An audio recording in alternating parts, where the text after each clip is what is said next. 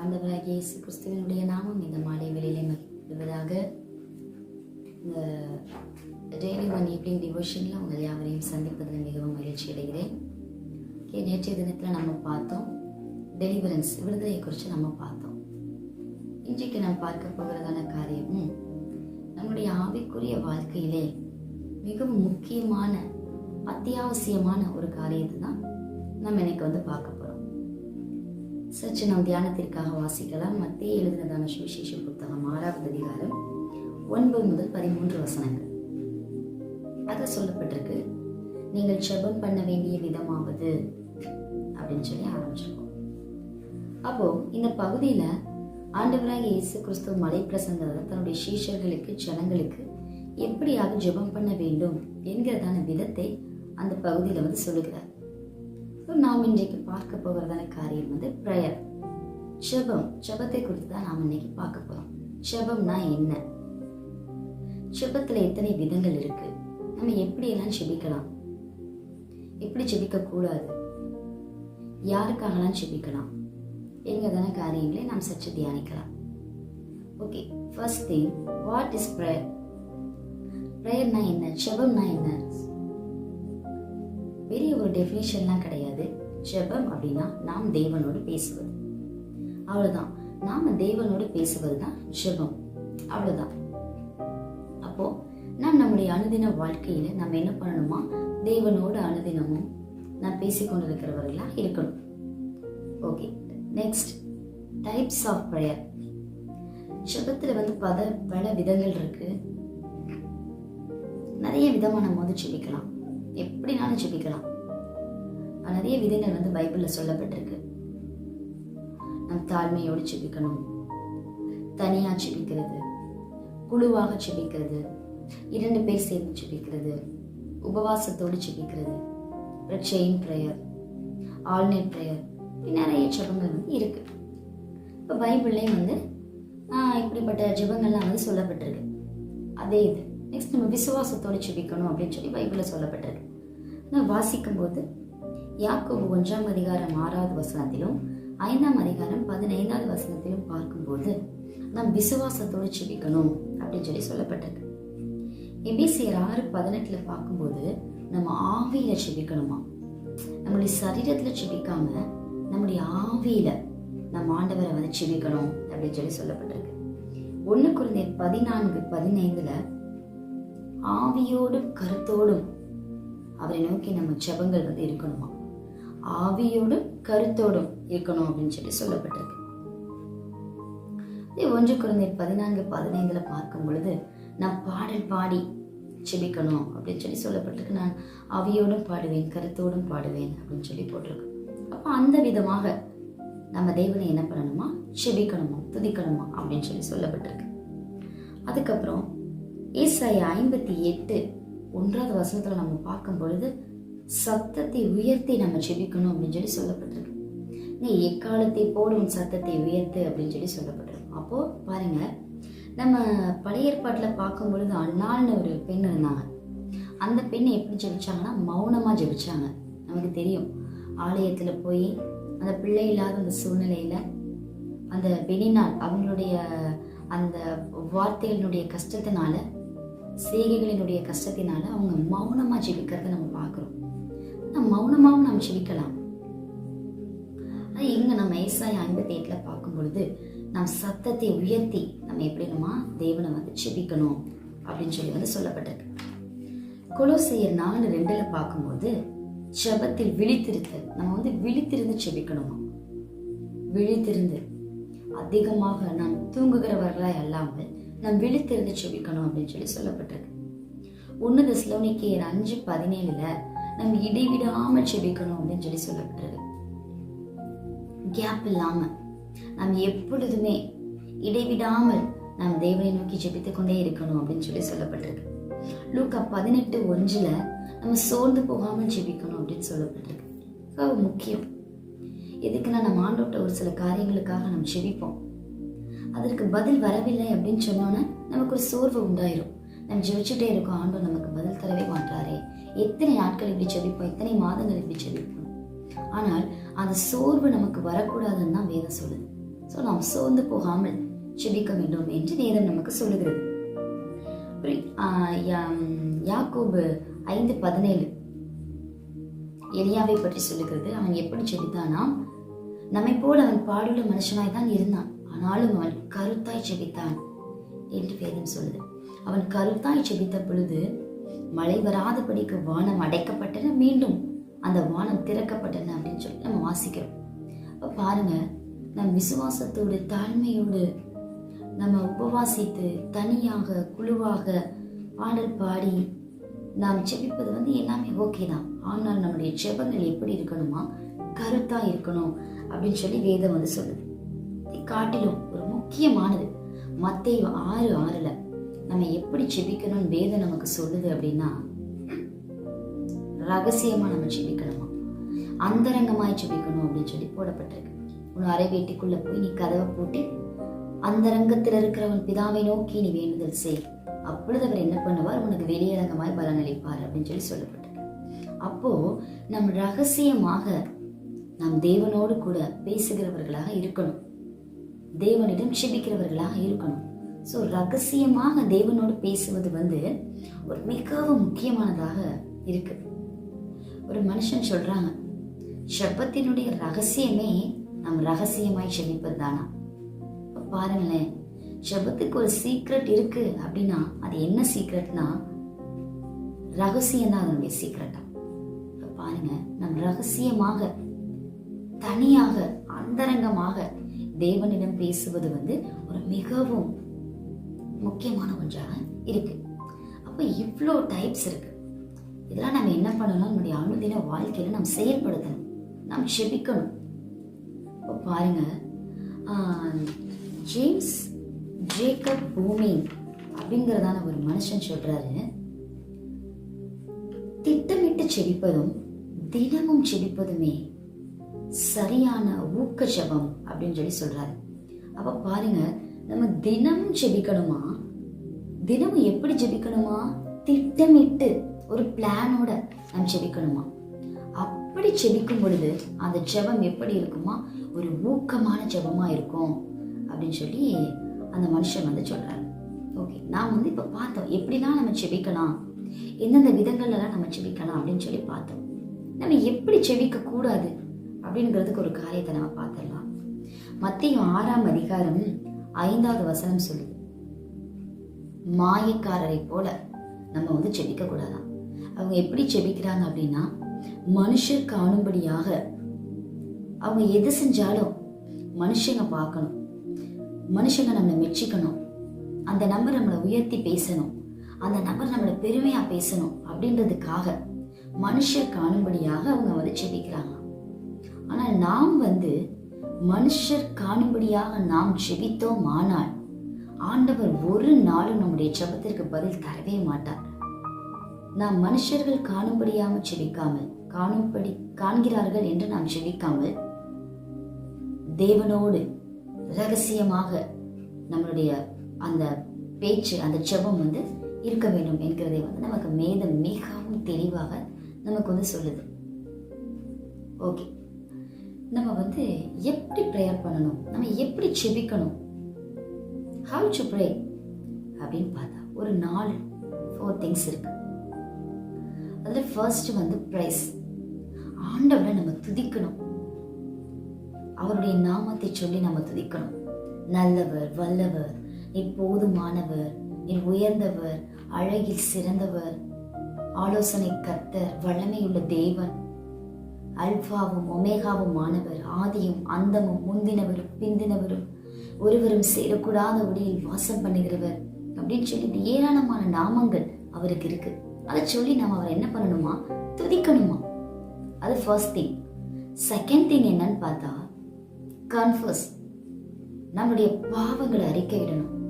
கடந்த நாட்களை நம்ம திரும்பி பார்த்தோம்னா, கடந்த வருடத்தை நாம் திரும்பி பார்த்தோம்னா, நம்மளுடைய வாழ்க்கையில் ஆண்டவருக்கு பிரியமில்லாத நிறைய காரியங்களை நம்ம செய்திருப்போம். இந்த புதிய வருடம் துவங்கி 5 நாட்கள் ஆயிடுச்சு. இந்த 5 நாள்ல நம்ம எவ்வளவு பாவங்கள் செஞ்சிருப்போம், சற்று தியானி கொஞ்சம் யோசிச்சு பாருங்களேன். அதெல்லாம் நாம் தேவனுடைய சமூகத்தில் அறிக்கையிடும். ஆண்டவரே, என்னுடைய சிந்தனையில, என்னுடைய எண்ணங்கள்ல, என்னுடைய பார்வையில, என்னுடைய பேச்சில், என்னுடைய நாவினால, என்னுடைய செய்கையினால, என்னுடைய நடத்தையினால நான் செய்த எல்லா பாவங்களையும் மன்னிங்கப்பா அப்படின்னு சொல்லி நம்ம என்ன பண்ணணுமா? பாவத்தை அறிக்கையிடணுமா. அப்புறம் தேர்ட் திங் நம்ம பார்த்தோம் அப்படின்னா தேங்க்ஸ் கிவிங். அவருக்கு நன்றி செலுத்தணும். ஆண்டவர் நமக்கு செய்ததான எல்லா நன்மைகளுக்காக, அவர் நம்மை நடத்தி வந்த விதங்களுக்காக, அந்த ஆச்சரியமான பாதைகளுக்காக நம்ம என்ன பண்ணணுமா? தேவனை நோக்கி நன்றி சொல்லணுமா. Next fourth thing and last thing தான் நம்ம என்ன பண்ணணுமா? நம்மளுடைய விண்ணப்பங்களுடைய பெட்டிஷன்ஸை அவர்கிட்ட வைக்கணுமா. விண்ணப்பங்கள் அது நமக்கா இருக்கட்டும், மற்ற ஜனங்களுக்காக இருக்கட்டும், அது கடைசி தான். நம்ம என்ன பண்ணணும்? அந்த செப விண்ணப்பங்களை அவருக்கு நம்ம தெரியப்படுத்துகிறவர்களா இருக்கணும். அப்போ நாம் செபிக்க உட்காரும் பொழுது, நாம் செபத்துல இருக்கும் பொழுது, இந்த முறையின்படி நாம் செபிக்கும் பொழுது கர்த்தர் என்ன பண்ணுவாரா? நம்முடைய செபத்திற்கு அவர் பதில் தருகிறவரா இருக்கிறார். ஓகே, நெக்ஸ்ட் நம்ம யாருக்காகலாம் செபிக்கலாம் அப்படின்னு சொல்லி பார்க்கலாம். ஸ்பெசிஃபிக்கா இவங்களுக்காக மட்டும்தான் செபிக்கணுமா அப்படின்னு சொல்லி பைபிள்ல போடப்பட்டிருக்கா அப்படின்னு கேட்டீங்கன்னா எதுவும் போடப்படலை. நம்ம எல்லாருக்காகவும் செபிக்கணும், அது நம்ம விழுந்த கடமை தான். இருந்தாலும் நாம் ஒரு சில வசனங்களுடைய ஆதாரத்தின் அடிப்படையில ஒரு 12 காரியங்கள் மாத்திரம் நம்ம பார்த்துட்டு கடந்து செல்லலாம். அதுல ஃபர்ஸ்ட் திங், நமக்காக நம்ம செபிக்கணும். லூக்கா 22:32 வசனம் சொல்லுகிறது, நீ குணப்பட்ட பின்பு உன் சகோதரனை ஸ்திரப்படுத்து அப்படின்னு சொல்லி. இப்ப பாருங்க, முதலாவதாக நாம் நமக்காக செபிக்கணும். நாம் நல்லா இருந்தாதான், நாம் சுகத்தோடு பலனோடு நாம் இருந்தாதான் நம்ம மற்றவர்களை என்ன பண்ண முடியும்? பலப்படுத்த முடியும் கிறிஸ்துவுக்குள்ளாக. சோ நாம் நமக்காக முதலாவதாக செபிக்க வேண்டும் என்று சொல்லுகிறது. இரண்டாவது பார்த்தோம்னா மத்தேயு 9ஆம் அதிகாரம் 36 38 வரை உள்ள வசனங்களை நம்ம வாசிக்கும் பொழுது, அறுப்பு மிகுதி வேலையாட்களோ கொஞ்சம் அப்படின்னு வாசிக்கிறோம். இப்ப பாருங்க, செகண்ட் திங் ஆத்துமாக்களை அறுவடை செய்யும்படியாக ஆண்டவர் ஏற்ற பிள்ளைகளை அவர்களுக்கு நேராக அனுப்ப வேண்டும் என்று நாம் செபிக்கணும். மிகவும் முக்கியமான காரியமா இருக்கு. நிறைய ஜனங்கள் இருக்காங்க, ஆண்டவருடைய வார்த்தை போய் சேராத நிறைய ஜனங்கள் இருக்காங்க. அந்த ஜனங்களுக்கு ஏற்ற நேரத்துல ஏற்ற வார்த்தைகள் அந்த ஜனங்கள்கிட்ட போய் சேரும்படியாக தெய்வ பிள்ளைகளை கர்த்தர் அந்த இடத்திற்கு அவர்களை நோக்கி அனுப்பும்படியாக நாம் செபிக்கணும். அப்புறம் மூன்றாவது காரியம், 1 தீமோத்தேயு 2ஆம் அதிகாரம் 2ஆவது வசனம் சொல்லுது, ராஜாக்களுக்காக, அதிகாரத்தில் உள்ள தலைவர்களுக்காக நம்ம செபிக்கணுமா சொல்லுது. நீங்கள் அமைதியில் உள்ள ஜீவனம் பண்ணும்படிக்கு ராஜாக்களுக்காக, அதிகாரிகளுக்காக நீங்க செபிங்க அப்படின்னு சொல்லி அந்த வசனம் சொல்லுது. இப்ப பாருங்க, நாம நம்மளுடைய தேசத்திலே நாம் சமாதானமா இருக்கணும், சந்தோஷமா இருக்கணும், அமைதியிலுள்ள ஒரு ஜீவனம் நம்ம பண்ணணும் அப்படின்னா ராஜாக்களுக்காகவும் அதிகாரத்தில் இருக்கிற எல்லா தலைவர்களுக்காகவும், அவங்க பெரிய தலைவரா இருக்கலாம், சாதாரண வார்டு மெம்பர்ஸா இருக்கலாம், அவங்க வரைக்கும் நம்ம என்ன பண்ணணுமா? செபிக்கணுமா. அவங்களுக்காகலாம் செபிப்பது நம்ம மேல் கடமையா இருக்கு. சோ அவங்களுக்காக நாம் செபிக்கணும், செபிக்கணும், கடமைப்பட்டு இருக்கிறோம். அடுத்து 4வது காரியம், 1 தீமோத்தேயு 2ஆம் அதிகாரம் 1ஆவது வசனம் சொல்லுகிறது, எல்லா மக்களுக்காகவும். பாருங்க, எல்லா ஜனங்களுக்காகவும் செபிப்பது நம்ம மேல் விழுந்த கடமை. எல்லா ஜனங்களுக்காகவும் நாம் விண்ணப்பங்களையும் ஸ்தோத்திரங்களையும் ஏறெடுக்கணும் அப்படின்னு சொல்லி அந்த வசனம் சொல்லுது. அப்ப எல்லா ஜனங்களுக்காகவும் நம்ம என்ன பண்ணணுமா? தேவனை நோக்கி செபிக்கணும் அப்படின்னு சொல்லி சொல்லப்பட்டிருக்கு. அடுத்து 5வது காரியம் பார்த்தா மத்தேயு 5:44 சொல்லுது, தேவனுடைய பிள்ளைகளுக்கு விரோதமாக எழும்புகிறவர்களுக்காக, தேவனுடைய பிள்ளைகளை சத்துருக்களாக எண்ணுகிறவர்களுக்காக, தேவனுடைய பிள்ளைகளை துன்பப்படுத்துகிறவர்களுக்காக நம்ம என்ன பண்ணணுமா? செபிக்கணும் அப்படின்னு சொல்லி சொல்லப்பட்டிருக்கு. பாருங்களேன், ஒருத்தவங்க நமக்கு தீமை செய்யறாங்க அப்படின்னா அவங்கள நினைத்து பார்க்க கூட நமக்கு என்ன பண்ணாது? பிடிக்காது. ஆனா ஆண்டவர் என்ன சொல்றாரு? சத்துருக்குள்ளேயும் நீங்க சிநேகிங்க, சபிக்கிறவர்களை ஆசீர்வதிங்க, உங்களை நிந்திக்கிறவர்களுக்காகவும் உங்களை துன்பப்படுத்துகிறவர்களுக்காகவும் நீங்கள் ஜெபம் பண்ணுங்கள் அப்படின்னு சொல்லி சொல்றாங்க. இப்ப பாருங்க, இது ரொம்ப கஷ்டமான காரியம்தான். ஆனாலும் இந்த கஷ்டத்தையும் நாம் ஒரு பொருட்டாக மதிக்காமல் நாம் அவர்களுக்காக ஜெபிக்கும் பொழுது கர்த்தர் அதற்கேற்ற பிரதிபலனை கர்த்தர் நம்முடைய வாழ்க்கையில தருவதற்கு அவர் உண்மை உள்ளவராக இருக்கிறார். ஓகே, அடுத்து நம்ம பார்த்தா ரோமர் 10:1 நம்ம வாசிக்கிறோம், இஸ்ரவேலர்களுக்காக நம்ம ஜெபிக்கணும். பாருங்க, இஸ்ரவேல் ஜனங்கள், அவருடைய சொந்த ஜனங்கள், அவர்களுக்காக நாம் ஜெபிப்பது மிகவும் அவசியமா இருக்கு. சங்கீதம் 122:6 வாசிக்கிறோம், எருசலேமினுடைய சமாதானத்துக்காக வேண்டிக் கொள்ளுங்கள் அப்படின்னு சொல்லி. இப்ப பாருங்க, ஆண்டவர் எதுவுமே அறியாம அந்த வார்த்தையை சொல்லி வைக்கல. இன்றைக்கு பார்க்கிறோம், இஸ்ரவேல் ஜனங்களுக்கும் பல நாடுகளுக்கும் இடையே போர்கள் நடந்து கொண்டிருக்கிறது, குண்டு வெடிப்புகள் நடந்து கொண்டிருக்கிறது. இந்த சூழ்நிலைகளையெல்லாம் கர்த்தர் அறிந்துதான் எருசலேமினுடைய சமாதானத்துக்காக நீங்க வேண்டிக் கொள்ளுங்க அப்படின்னு சொல்லி சொல்றார். அப்போ அந்த இஸ்ரவேல்ல வாழ்கிறதான ஒவ்வொரு ஜனங்களுக்காக, ஒவ்வொரு மக்களுக்காக தனித்தனியாக, குடும்பமாக நாம் நம்மளுடைய ஜெபத்துல நினைவு கூர்ந்து அவர்களுக்காக நாம் ஜெபிக்க வேண்டும் என்று இந்த வேதம் நமக்கு சொல்லுது. 7வது காரியம் நம்ம பார்த்தா சகரியா 10:1 சொல்லுது, பரிசுத்த ஆவியானவர் ஊற்றப்படும்படியாக நாம் ஜெபிக்கணுமா. புதிய ஏற்பாட்டுல சொல்லுது, கடைசி நாட்களிலே மாம்சமான யாவர் மேலும் என் ஆவியை ஊற்றுவேன் அப்படின்னு சொல்லி சொல்றார். அப்போ நம்ம இந்த கடைசி நாட்கள்ல வாழ்ந்து கொண்டிருக்கிறோம். பரிசுத்த ஆவியானவர் அளவில்லாமல் ஜனங்களின் மீது ஒளிந்தருளப்படும்படியாக, ஊற்றப்படும்படியாக நாம் என்ன பண்ணணுமா, ஜெபிக்கணுமா. அடுத்து 8வது காரியம் நம்ம பார்க்கும்போது அப்போஸ்தலர் நடபடிகள் 4:30 பார்த்தோம்னா, ஆண்டவருடைய நாமத்தினாலே, இயேசு கிறிஸ்துவினுடைய நாமத்தினாலே அற்புதங்களும் அடையாளங்களும் நடக்கணும் அப்படின்னு சொல்லி நம்ம ஜெபிக்கணும். இன்றைக்கு பல வருடங்களாக வியாதியின் பிடியில, பலவீனத்தின் பிடியில சிக்கி தவிப்பாங்க. அவங்களுக்கு ஒரு நல்ல சுகம், நல்ல ஒரு விடுதலை, அற்புத விடுதலை அவங்க கிடைச்சிருச்சு அப்படின்னா அவங்க ஆண்டவர் என்ன பண்ணுவாங்க, தன்னுடைய சொந்த ரட்சகரா ஏற்றுக்கொள்ளுவாங்க. அப்போ இந்த கடைசி நாட்கள்ல அற்புதங்கள் நிமித்தமாக, அடையாளங்களின் நிமித்தமாக ஆண்டவர் தன்னை வெளிப்படுத்தும்படியாக நம்ம என்ன பண்ணணுமா, ஜெபிக்கணுமா. அடுத்து நம்ம பார்த்தோம்னா அப்போஸ்தலர் 4:31 சொல்லுகிறது, ஊழியர்கள் எல்லாரும், ஆண்டவருடைய ஊழியர்கள் மாத்திரம் அல்ல, ஆண்டவருடைய பிள்ளைகள் எல்லாரும் தைரியமாக, பயம் இல்லாமல், எந்த ஒரு தயக்கமும் இல்லாமல் தைரியமாக அவருடைய வார்த்தையை அநேக ஜனங்களுக்கு எடுத்து சொல்ல வேண்டும். அப்படியாக ஒவ்வொரு தேவ பிள்ளைகளுக்கும் ஆண்டவர் தைரியத்தின் ஆவியை கொடுக்கும்படியாக நம்ம என்ன பண்ணணுமா, ஜெபிக்கணுமா. அதுக்காக நம்ம முக்கியமா ஜெபிக்கணும். இப்ப நிறைய பேர் ஆண்டவரை பல வருஷமா ரட்சிக்கப்பட்டு பல வருஷமா சபைக்கு போயிட்டு இருப்பாங்க.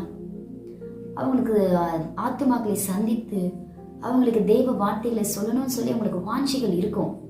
ஆனா அவங்கள்ட்ட இருக்கிறதான அந்த சின்ன பயம், ஒரு சின்ன குழப்பம், அது அவங்களை போய் அந்த ஜனங்கள்கிட்ட பேசக்கூடாத படிக்க ஒரு தடையா இருக்கும். அந்த தடைகள் மாறும்படியாக, அவங்க தைரியமாக அந்த வார்த்தைகளை சொல்லும்படியாக என்ன பண்ணணுமா, நம்ம அவங்களுக்காக ஜெபிக்கணும். அப்புறம் எபேசியர் 6:18-20 வரைய வாசனம் நம்ம வாசிக்கும் பொழுது, இந்த உலகத்துல உள்ளதான எல்லா ஊழியக்காரர்களுக்காக நம்ம ஜெபிக்கணும் அப்படின்னு சொல்லி சொல்லப்பட்டிருக்கு. ஊழியக்காரர்களுடைய சுகத்தை விரும்புகிற தேவன் அப்படின்னு சொல்லி நம்ம வாசிக்கிறோம். அப்ப எல்லா ஊழியக்காரர்களுக்காக, அவர்களுடைய குடும்பங்களுக்காக, அவர்கள் செய்கிற ஊழியங்களுக்காய், அவர்கள் நடத்துகிற சபைக்காய், சபைக்கு வருகிற ஒவ்வொரு அங்கத்தினர்களுக்காக, விசுவாசிகளுக்காக, ஒவ்வொரு சுவிசேஷகர்களுக்காக, ஒவ்வொரு அப்போஸ்தலர்களுக்காக, அற்புதங்கள் அடையாளங்கள் செய்கிறவர்களுக்காக, தீர்க்கதரிசிகளுக்காக, மேய்ப்பர்களுக்காக, போதகர்களுக்காக நம்ம என்ன பண்ணணுமா, ஜெபிக்கணுமா. சோ அவர்களுக்காக நாம் ஜெபிக்கும் பொழுது கர்த்தர் என்ன பண்ணுவாரா, நம்முடைய ஜெபத்திற்கும் அவர் பதில் தர என்ன பண்ணுவார், போதுமானவராய் இருக்கிறார். அப்ப நம்ம 11வது காரியம் பார்க்கும் பொழுது கொலோசியர் 4:3-4 சொல்லுது, இந்த உலகத்துல உள்ளதான எல்லா ஜனங்களுக்கும் ஆண்டவருடைய வார்த்தை போய் சேருவதற்கு வழி வாசல்கள் உண்டாக்கப்படணும், வாசல்கள் திறக்கப்படணும். அடைப்பட்ட கதவுகள் எல்லாம் திறக்கப்படணும் அப்படின்றதுக்காக நம்ம என்ன பண்ணணும், ஜெபிக்கணும் அப்படின்னு சொல்லி நமக்கு வேதம் சொல்லுது. நிறைய இடங்கள்ல போய் நம்ம அவ்வளோ ஒரு எப்படி சொல்ல ஒரு ஃப்ரீடமா வந்து ஆண்டவருடைய வார்த்தையை வந்து சொல்ல முடியாது. நிறைய இடங்கள், பல இடங்கள் இருக்கு. இன்றைக்கு நம்ம நாட்டில் வந்து அந்த அளவுக்கு ஒரு பெரிய பாதிப்புகள் எதுவும் இல்லை ஆண்டவருடைய வார்த்தையை சொல்வதற்கு. ஆனா வெளி வட மாநிலங்கள்ல போய் பார்க்கும்போது ஆண்டவருடைய வார்த்தையை வந்து அவ்வளோ சுலபமாக ஒரு பகுதியில போய் சொல்ல முடியாது. அது ரொம்ப கஷ்டம். அப்படி அவங்க சொன்னாங்க அப்படின்னா பல பின் விளைவுகளை வந்து அவங்க சந்திக்க வேண்டியதா இருக்கும். சில நேரங்கள்ல அவங்களுடைய குடும்பத்தை கூட அவங்க இழக்க நேரிடும். சில நேரங்கள்ல அவங்களுடைய ஜீவனையே அவங்க வந்து இழக்க நேரிடும். அப்படிப்பட்ட காரியங்கள்லாம் இருக்கு. சோ ஆண்டவர் வந்து சுவிசேஷத்திற்கான அந்த வாசலை இந்த உலகம் முழுவதுமாக திறந்தருளும்படியாக நாம் ஜெபிக்கணும். கடைசியாக 12வது காரியம், லூக்கா எழுதின சுவிசேஷ புத்தகம் 21ஆம் அதிகாரம் 36வது வசனம் சொல்லுது, இனி வருகிறதான உபத்திரவ நாட்களுக்கு நாம் தப்பி தேவனுக்கு முன்பதாக நாம் நிற்பதற்கு தகுதி உள்ளவர்களாய் இருக்கும்படியாக நம்ம என்ன பண்ணணுமா, ஜெபிக்கணுமா. இதுவே கடைசி காலம். நம் கடைசி காலத்துல நம்ம வாழ்ந்து கொண்டிருக்கிறோம். பிரியமானவர்களே, கொஞ்சம் யோசிச்சு பாருங்க. இப்பவே எவ்வளவு பாவம், எவ்வளவு அக்கிரமம் தேசத்துல பெருகி கொண்டிருக்கு. அப்போ இனி வருகிறதான அந்த உபத்திரவத்தினுடைய நாட்கள், ஒருவேளை இது ரகசிய வருகைக்கு, ஆண்டவருடைய ரகசிய வருகைக்கு பின்பதாக உள்ள அந்த உபத்திரவ நாட்கள், அதை நாம் சந்திக்காதபடிக்கு நம்ம என்ன பண்ணணுமா, தேவனுக்கு முன்பதாக தகுதியற்றவர்களாக நாம் நிற்க வேண்டும். அதாவது அவருடைய ரகசிய வருகையிலே அவருடைய பிள்ளைகள் என்று சொல்லுகிற நாம் நம்ம எடுத்துக்கொள்ளப்பட வேண்டும் என்று நாம் என்ன பண்ணணுமா, நம்ம அதிக ஊக்கத்தோடு நாம் ஜெபிக்கிறவர்களாக காணப்படணும். இது ரொம்ப முக்கியம், ரொம்ப முக்கியம். இனி வருகிற நாட்கள்ல வந்து காலங்கள் எப்படி இருக்கும் அப்படின்னு நம்மளால சொல்ல முடியாது. டெக்னாலஜி ரொம்ப வளர்ந்துருச்சு. ஆனாலும் பாவங்கள் என்ன பண்ணுது, அதை விட ஸ்பீடா வளர்ந்து கொண்டே இருக்கு அப்படின்னு சொல்லி நம்ம சொல்லலாம். அப்போ அந்த உபத்திரவமான அந்த நாட்களுக்கு நம்மை தப்பித்துக் கொள்ளும்படியாக, அவருக்கு முன்பதாக நம் தகுதியுள்ளவர்களாக நிற்கும்படியாக, மாசற்றவர்களாக, குற்றமற்றவர்களாக, கரைதிரையற்றவர்களாக இருக்கும்படியாக நாம் ஜெபிக்கணும் அப்படின்னு சொல்லி இந்த பகுதி வந்து நாம் வந்து கற்றுக் கொடுக்குது. பல காரியங்கள் நம்ம பார்த்தோம், பல காரியங்களை குறித்து நம்ம பார்த்தோம். எப்படிலாம் ஜெபிக்கலான்றத பார்த்தோம், எப்படி ஜெபிக்கணுன்றத பார்த்தோம், யாருக்காக ஜெபிக்கலாம் அப்படின்றதெல்லாம் நம்ம பார்த்தோம். எல்லாம் ஓகே தான், அது எல்லாமே முக்கியமானது. நாம் ஜெபிக்கும் போது நாம் எப்படி ஜெபிக்கிறோம் அதை கொஞ்சம் யோசிச்சு பாருங்க. நாம் முழங்காலை முடக்கி நாம் தேவனுடைய சமூகத்துல முழங்காலை முடக்கும் பொழுது அந்த முழங்காலுக்கு ஏற்ற பலனை கர்த்தர் தருவார். பிரதிபலனை கட்டாயமாக தருவார். நம்முடைய மூளையினால் செய்ய முடியாததை நம்முடைய முழங்கால்கள் செய்து முடிக்கும் என்பதிலே எந்த ஒரு சந்தேகமே இல்லை. நம்ம நல்லா ஜெபிக்கிறவங்களா இருக்கலாம், அதிக வசனத்தை சொல்லி ஜெபிக்கிறவங்களா இருக்கலாம், நிறைய எக்ஸ்பிளனேஷன் சொல்லி நம்ம ஜெபிக்கிறவங்களா இருக்கலாம். ஆனாலும் நாம் முழங்காலை முடக்கி நாம் ஜெபிக்கும் பொழுது ஆண்டவர் என்ன பண்ணுவாரா, அதற்கேற்ற பலனை கர்த்தர் நமக்கு தர வல்லவராயிருக்கிறார். சோ வேதத்துல பிலிப்பியர் நினைக்கிறேன் வாசிக்கிறோம், எல்லா முழங்கால்களும் அவருக்கு முன்பதாக முடங்கும் என்று சொல்லி, எல்லா நாவுகளும் இயேசுவே என்று சொல்லி அறிக்கை பண்ணும். இப்ப பாருங்க, எல்லாருடைய முழங்கால்களுமே அவருக்கு முன்பதாக முடங்கணும் அப்படின்னா அவருடைய பிள்ளைகளாகிய நம்முடைய முழங்கால்கள் என்ன பண்ணணும், கட்டாயமாக முடங்கியே ஆகணும். நம் முழங்காலை மடக்கி என்ன பண்ணணும், தேவனை நோக்கி நாம் முறையிடணும், பாரத்தோடு முறையிடணும். முழங்காலை முடக்கி ஒரு வேதனையோடு பாரத்தோடு நம்முடைய விண்ணப்பங்களை ஜெபமாக அவரிடம் செலுத்தும் போது கர்த்தர் நம்முடைய எல்லா விண்ணப்பங்களுக்கும் பதில் தர அவர் போதுமானவராக இருக்கிறார். பாருங்க, ஒரு மனுஷன் தெரியும், அவங்க சொன்ன அந்த காரியங்கள் எல்லாருக்கும் தெரியும் தான். ஜான் நோக்ஸ் அப்படின்ற மனுஷன் சொல்றாரு, ஆண்டவரே இந்த ஸ்காட்லாந்து எனக்கு தாங்க, அப்படி இல்லையா என்னுடைய ஜீவனை எடுத்துக்கொள்ளுங்க அப்படின்னு சொல்லி. அவர் வந்து எப்படி ஜெபிப்பாராம் தெரியுமா? நீல் டவுன்ல இருந்துதான் அவர் வந்து ஜெபிப்பாராம். தன்னுடைய முழங்காலை மடக்கி ஜெபிப்பாராம். அவருடைய ஜெபத்தை கண்டு அந்த நாட்டில் உள்ள அரக்கியான அந்த பேரரசி இருக்காங்க இல்லையா, ராணி, அவங்களே வந்து இந்த ஜான் நாக்ஸ் இவருடைய ஜெபத்தை பார்த்து ரொம்ப பயப்படுவாங்க. அப்படி இவருடைய ஜெபம் வந்து அப்படிப்பட்டதா, வைராக்கியம் நிறைந்ததா, விடுதலையை தரக்கூடியதாக, ஒரு தேசத்தை அசைக்கக்கூடியதா வந்து இருந்துச்சாம். ஸோ இன்றைக்கும் நம்மளுடைய ஜெபமும் அப்படி இருக்க வேண்டும் என்று சொல்லிதான் ஆண்டவர் இந்த நாட்களில் பேயப்படுகிறார். தேவனுடைய சமூகத்துல வந்து உட்கார்ந்துட்டு ஏதோ வந்து 4 வார்த்தைகளை பேசணும், ஆண்டவரை துதிச்சோம், பாவத்தை அறிக்கையிட்டோம், நன்றி செலுத்தணும், ஒரு சில விண்ணப்பங்களை அறக்க பறக்க சொல்லிட்டு ஜெபிச்சுட்டு நம்ம ஜெபத்தை முடிச்சுட்டு போயிட்டோம் அப்படின்னு நம்ம இருக்கக்கூடாது. வருகிற நாட்களில நம்முடைய ஜெபம் எப்படிப்பட்டதாக இருக்க வேண்டும் என்று சொல்லி ஆண்டவர் விரும்புகிறார் என்று சொன்னால், இந்த ஜான் நாக்ஸ் அவரை போல நம்முடைய ஜெபம் ஒரு தேசத்தை அசைக்கக்கூடியதாக, ஒரு மாநிலத்தை அசைக்கக்கூடியதாக, நம் வசிக்கிற பட்டணத்தை அசைக்கக்கூடியதாக, நம் வசிக்கிறதான சின்ன சின்ன கிராமங்களை அசைக்கக்கூடியதாக இருக்க வேண்டும் என்று சொல்லி தேவன் விரும்புகிறார்.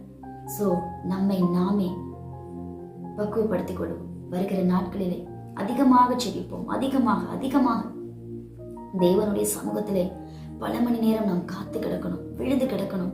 அப்பொழுதுதான் நாம் வாஞ்சிக்கிறதான, நாம் விரும்புகிறதான காரியங்களை கர்த்தர் நமக்கு கொடுப்பார்.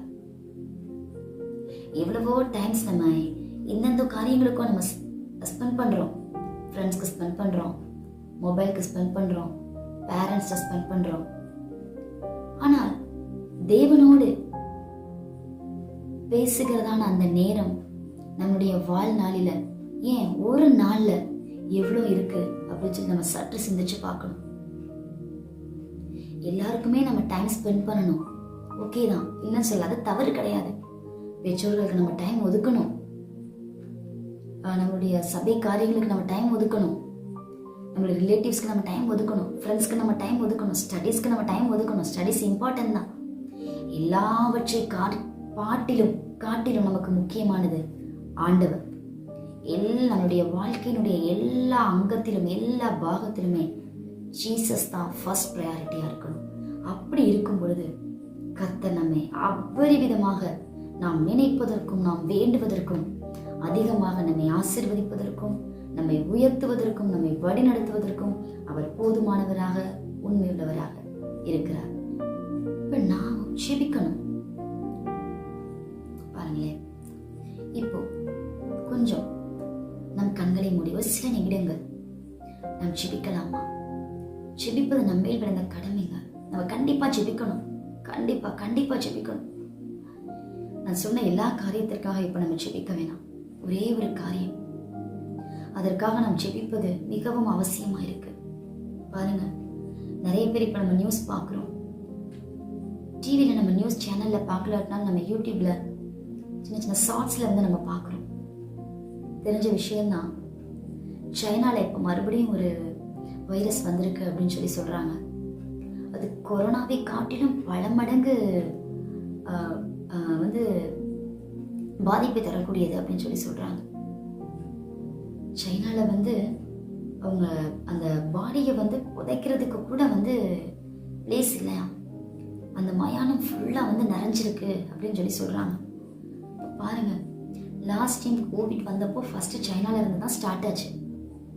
சைனால ஸ்டார்ட் ஆகி சைனால மாத்திரம் அல்லாமல் நம்முடைய இந்தியா, நம்முடைய தமிழ்நாட்டு, நம்ம வசிக்கிற பகுதி வரைக்கும், நம்ம இருக்கிற அந்த தெரு வரைக்கும் வந்து எத்தனையோ ஜனங்கள் இந்த கொரோனானால பாதிக்கப்பட்டு நிறைய ஜனங்கள் உயிரிழந்துட்டாங்க.